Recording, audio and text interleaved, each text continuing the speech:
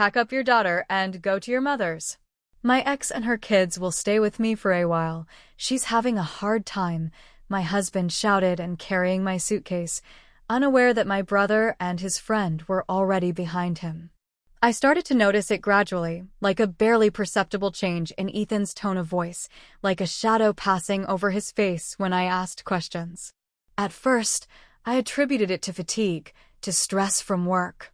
Ethan had always been a bit absent-minded, a bit lost in his own world, but recently this detachment had become almost physical. It was as if he was walling himself off from me with an invisible barrier. The evenings we used to spend comfortably settled on the couch, discussing the day and plans for the future, had turned into a silent coexistence. Ethan would scroll through the news on his phone, avoiding my gaze, and I felt anxiety growing inside me, like ice gripping my heart. The first warning signs appeared when frequent calls started coming to Ethan's phone. The number was unfamiliar, and Ethan, noticing my glance, would turn away, going into another room to answer. When I asked directly who was calling, he would brush it off saying, "Work. It is not important." But I knew it was not true. I felt it with my whole being. One day, while Ethan was in the shower, the phone rang again. Curiosity mixed with a growing fear took over. I looked at the screen. Sarah. The caller's name flashed. My heart skipped a beat. Sarah was Ethan's ex-wife, a woman he tried not to mention. I knew that Sarah had 2 children with Ethan, and he certainly had to help them financially. But lately, when I looked at the bank statements, I noticed strange transfers to an unknown account. The amounts were not huge, just a few $100s here and there, but they were regular, and Ethan could not give a clear explanation of where the money was going. He would hesitate, mumbling something about helping old friends, about debts that needed to be repaid, but I felt he was lying. I tried to talk to him openly. One evening, after our daughter was asleep, I sat next to Ethan on the couch and took his hand. "Ethan, what is going on?" I asked quietly. "I feel like you are hiding something from me." Ethan sighed and turned away. "Everything is fine, Olivia. It is just a lot of work. Please do not lie to me." I saw the calls from Sarah and these transfers. "Where is the money going?" Ethan frowned. "Olivia, why are you starting this?" "Sarah, she is having a very hard time right now. She has problems with work, with housing. They are my children, after all. I have to help them." I felt a wave of anger rising inside me. Helping the children is one thing. But what is really happening? Why does she call you every day, and why are you transferring money to her without telling me? "Olivia, I told you. She has problems," Ethan snapped. "I am just helping her get through a difficult period. Everything is under control. Do not worry." "Everything is under control," he said, but I did not believe a single word. I felt that control was slipping away, that my life, my family, everything I had built with such effort, was crumbling before my eyes. For several days, I lived in a state of suspension. I tried to be my usual self, caring for Ethan, cooking dinner, but a storm was raging inside me. I did not know what to do, who to believe. I felt betrayed, deceived, humiliated. Ethan became increasingly irritable. He would lash out over trivial things, yell at our daughter, snap at me. I understood that he was also going through something, that his conscience was bothering him, but it did not ease my pain. And then one evening, after a particularly tense day, Ethan made an announcement that was the final straw. I will never forget that moment. We were sitting at dinner. Our daughter was enthusiastically telling a story, while Ethan was silent, staring at his plate. Suddenly, he looked up and said, "Olivia, I need to talk to you." I felt a chill run down my spine. I knew something terrible was about to happen. "Sarah, she is in a very difficult situation right now. She got kicked out of her apartment. She has nowhere to go. And the children, they are so young." I was silent, waiting for him to continue. I was thinking," Ethan stammered, avoiding my gaze. Maybe they can live with us for a while?" I was stunned. I could not believe my ears. What? I whispered. Well, just for a while, until Sarah finds something else. It will not be for long. Where am I supposed to put them? Kick them out onto the street. I jumped up from my chair. Are you out of your mind? I screamed. Are you suggesting we house your ex-wife and her children in our apartment? In our apartment, Ethan? Do you even realize what you are saying? Olivia, please do not shout. I explained everything. It is temporary. Temporary? What about me? What about our daughter? Where are we going to live? Ethan shrugged his shoulders. I felt the ground giving way beneath my feet. He had really said it. He had suggested that I, his wife, the mother of his child, leave my own home to make room for his ex-wife. At that moment, I realized it was over, that there was nothing left between us, that Ethan had betrayed me in the most vile way. I looked at him, and in my eyes, there was no love, no pity, only icy hatred. The next day after the argument, Ethan silently walked into the bedroom where I stood by the window with a stone face. He avoided my gaze, as if afraid to see in it what he had long understood himself, betrayal. I was thinking, he began, his voice unnaturally loud in the quiet apartment. Maybe you could stay at your mother's for a while? You know, Sarah is having difficulties right now. I slowly turned to him. There were no tears in my eyes, no hysterics, only a cold, burning emptiness. Difficulties? I asked quietly. Is that when you sent her all the money we were saving for our vacation, or when you lie to my face while I am trying to understand what is happening? Ethan hesitated, blushing. Oh, Olivia, do not start, he mumbled. I explained, it is temporary. I just need to help. Help?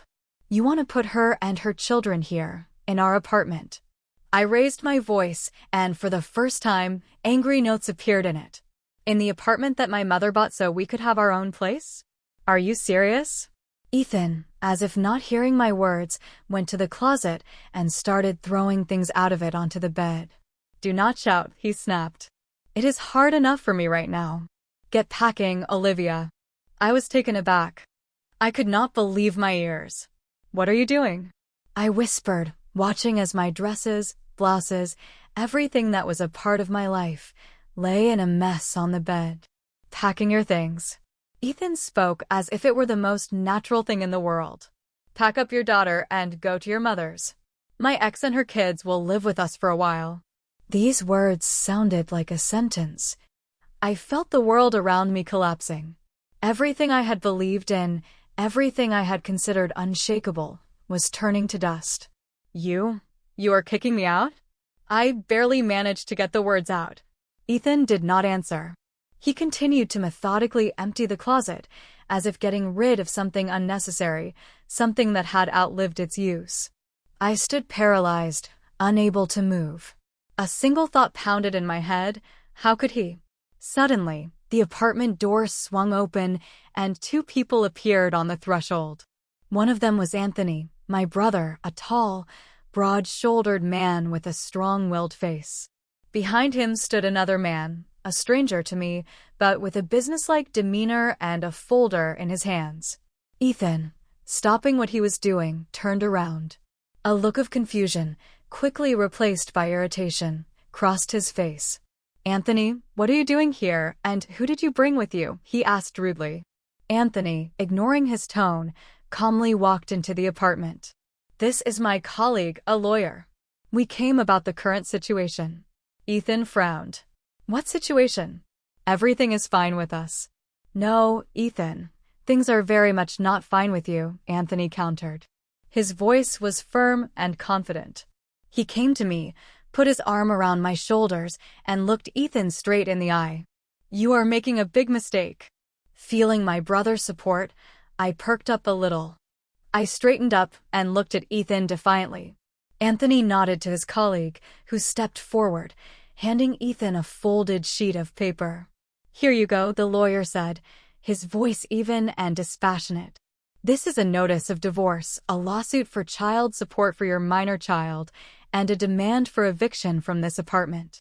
Ethan, stunned, took the paper with trembling hands. He unfolded it and began to read frantically. His face gradually turned red.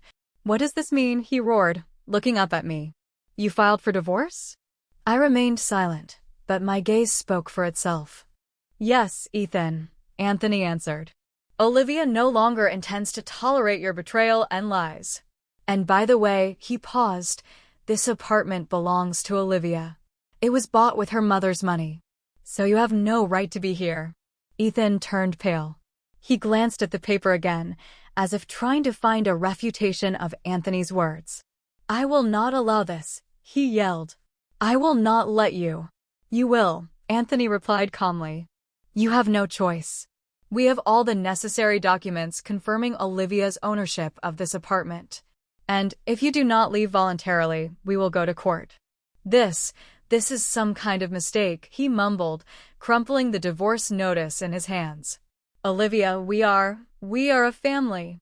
"A family does not build its happiness on someone else's sorrow, Ethan," I answered calmly. There was no gloating or triumph in my voice, only fatigue and bitter disappointment. "You destroyed our family yourself when you decided that Sarah's interests were more important than mine." Ethan was furious. He threw the paper on the floor and clenched his fists. You set this all up," he shouted at me. "You always hated me." "You set this up, Ethan," I replied quietly. "You destroyed our family with your lies, your selfishness, your betrayal." Anthony stepped forward, blocking Ethan's path to me. "That is enough, Ethan," he said. "You will leave this apartment. And the sooner, the better." Ethan, realizing he had lost, deflated. Confusion and despair appeared in his eyes. "Where will I go?" he mumbled. "That is not our problem anymore," Anthony cut in. "You have 5 days to pack your things and leave the apartment. After that, we will call the police." Looking at Ethan, I felt no pity or gloating. I just felt relief, as if a huge weight had been lifted from my shoulders. I was no longer tied to this man, to his lies and betrayal. I was free. Anthony came to me and hugged me. "Everything will be all right, Olivia," he whispered. "We will help you." I nodded, feeling hope return to me. I knew a difficult path lay ahead, but I was ready for it. I had my family, friends, a job. I had a life, and I was going to live it with dignity. I learned later what happened to Ethan. He sank onto a chair as if his legs had given out. He still could not believe how things had turned out. He watched helplessly as Anthony and his assistant methodically went through the apartment, listing everything that was bought with my money or belonged to me before the marriage. When the inventory was complete, Anthony handed Ethan a copy of the list. "Here you go. You have 5 days to remove all items not belonging to me. If you fail to do so, we will be forced to involve the authorities." Ethan took the paper with trembling hands, understanding that this was the end. Anthony came to me and put his arm around my shoulders.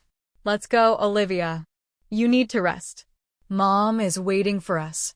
I nodded and, without looking at Ethan, left the apartment.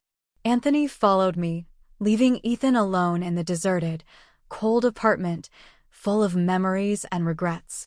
The 5 days passed for Ethan like a nightmare. He tried to call me, begged me to listen to him, to forgive him, but I did not answer his calls. He went to my mother, hoping she could persuade me to give him another chance. But my mother, usually gentle and kind, met him with coldness and inflexibility. "You destroyed everything yourself, Ethan," she said. "Olivia loved you very much, but you betrayed her trust. Now she must live her own life."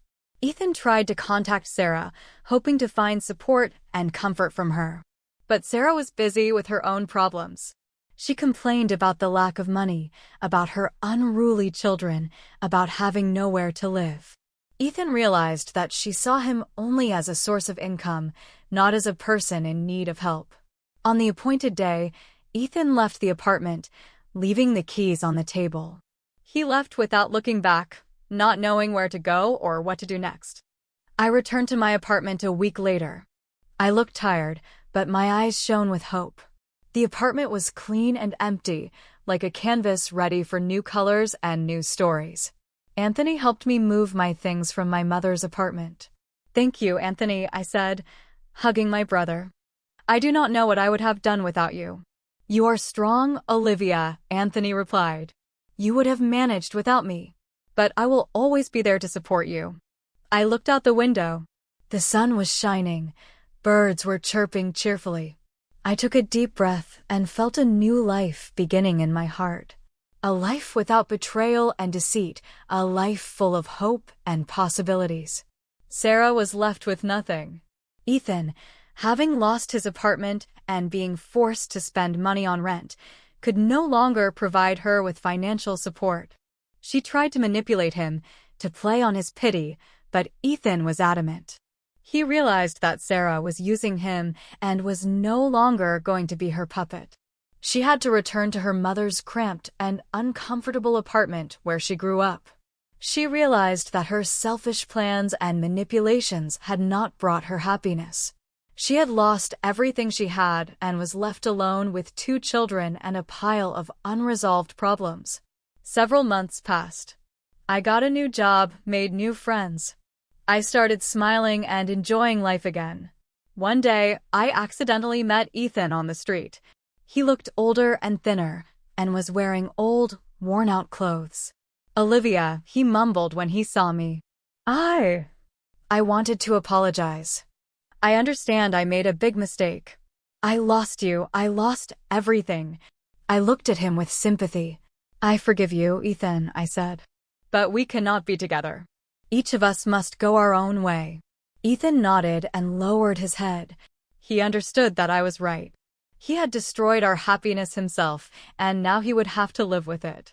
I smiled at him one last time and walked on. I knew that a new life awaited me. A life I would build myself, with my own hands, a life full of love, happiness, and hope. I felt free and happy, like a bird that has broken free from its cage, and nothing could darken my joy.